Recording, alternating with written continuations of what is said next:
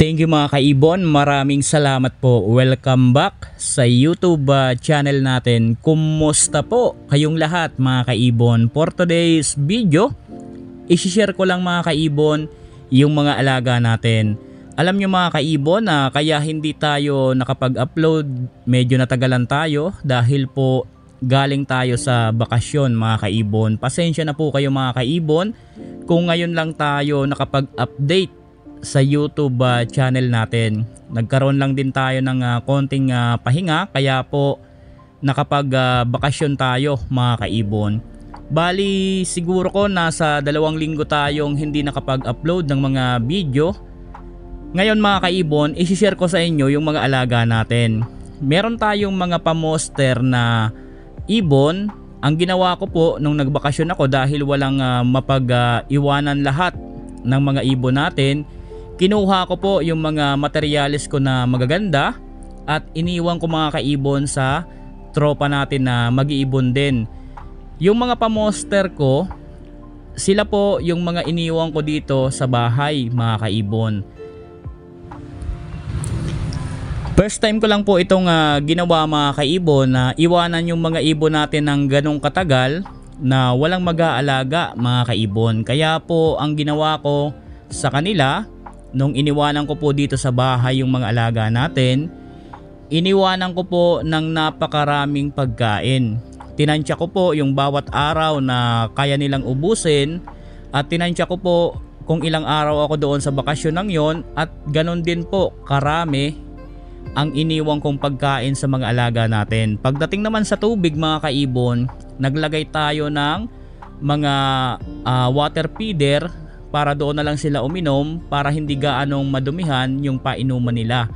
So sa loob ng 2 linggo mahigit mga kaibon, pagdating ko dito sa bahay, maraming salamat sa Panginoon at yung mga alaga kong pamoster, lahat po buhay. Kinapa ko po ngayong umaga yung mga alaga kong ibon, okay naman po yung mga katawan.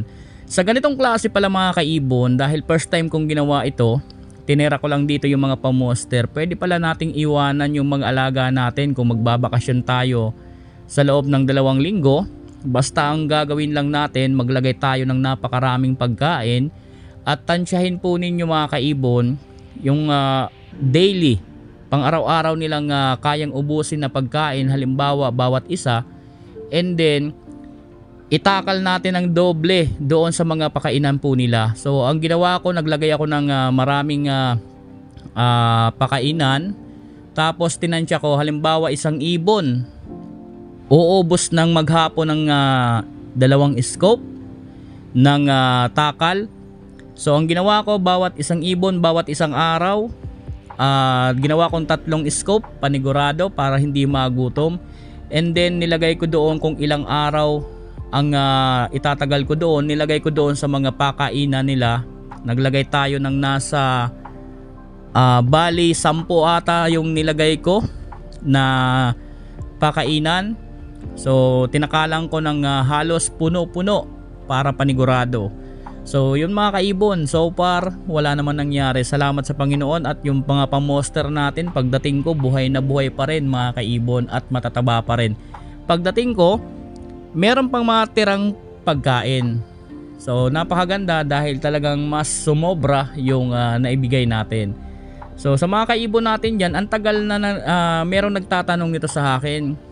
Ang tinatanong nila, Sir Idol, aalis kasi kami, magbabakasyon kami 5 araw, walang maiiwan sa ibon, ano ba ang dapat gawin? So hindi ako nakakapag-suggest ng tamang dapat gawin dahil hindi ko naman na-experience yun. So ngayon na-experience ko na, kaya may share ko na po sa inyo. Ang pinakang the best, mag-iwan kayo ng napakaraming pagkain. Halimbawa po yung iiwanan yung ibon, for example 5. Tansyahin po ninyo sa 5 araw kung ilang scoop sa bawat araw ang nauubos ng isang ibon. So ganun na lang ang gawin ninyo.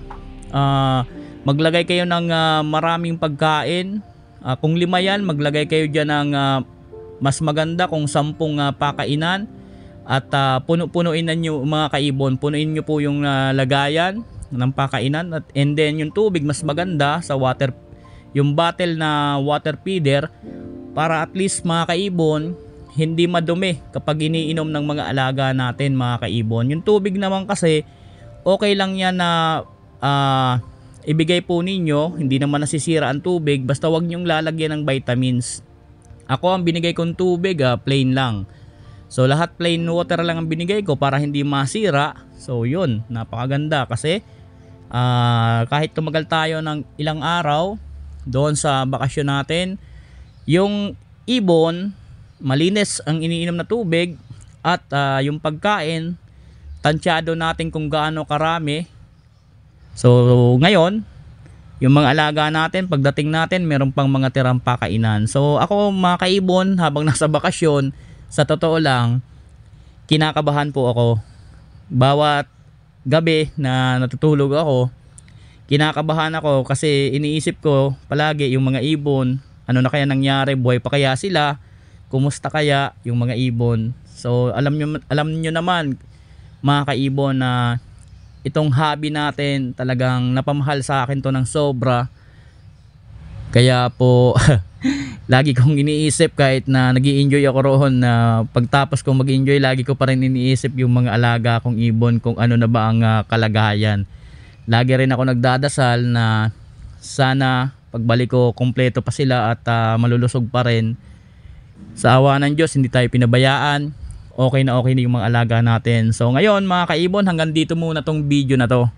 Tuloy na ulit tayo sa pagbibigay ng mga tips sa pag-aalaga ng mga ibon. Doon sa mga kaibon natin, pasensya na po kayo kung ngayon lang tayo nakapag-update uli dito sa YouTube channel natin. Hanggang dito muna tayo. Sa susunod na video natin, puro na uli yan YouTube tips. Maraming salamat po. Happy birthday sa ating lahat. God bless po sa ating lahat mga kaibon.